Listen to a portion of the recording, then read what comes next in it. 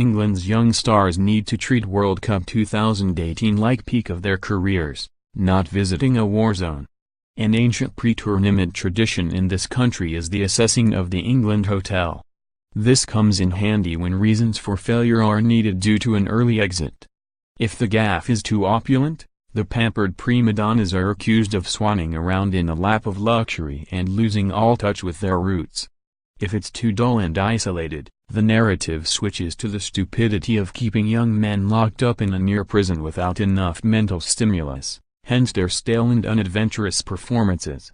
The Forest Mixed Club Hotel in a remote part of northern Russia, likened by one former guest to a transit hotel in Poland, seems to be falling into the latter category. But if the past is anything to go by, it doesn't matter how many cinemas or swimming pools it has, because at some point players will view it as a huge goldfish bowl in which they wait to be scooped up and hung out to dry.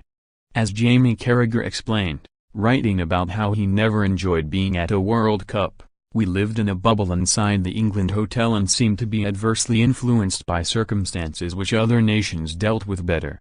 Raheem Sterling took the rap at the last tournament 2 years ago, branding himself the hated one after receiving obnoxious stick on social media, and Rio Ferdinand has warned the players now in Russia that one of them will come home as a scapegoat.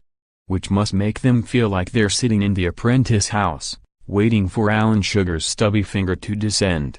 Gareth Southgate's greatest achievement since becoming manager has been to persuade outsiders to treat his players as he does, with respect and as men. That's why he told all his squad to open up in one-on-ones with the media last week, and the result was overwhelmingly positive. But he did something even more important the day before that event. He brought in ex-Royal Marines, who had lost limbs in battle before picking themselves up and rebuilding their lives, to talk to them. They told the players to park any fears of what lay ahead and focus on the positives. They told them they too had once been young men sent abroad to fight for their country, but their mission had been life and death, whereas they were going to a World Cup. Andy Grant was one of those Marines.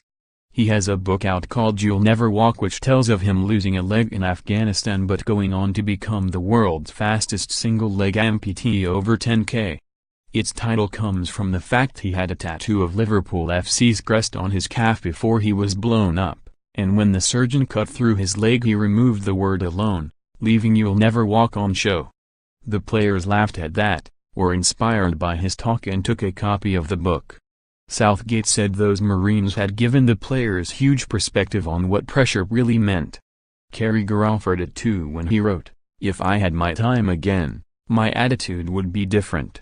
If I could go back to a World Cup, I would give myself a shake and demand I soak it up and revel in it."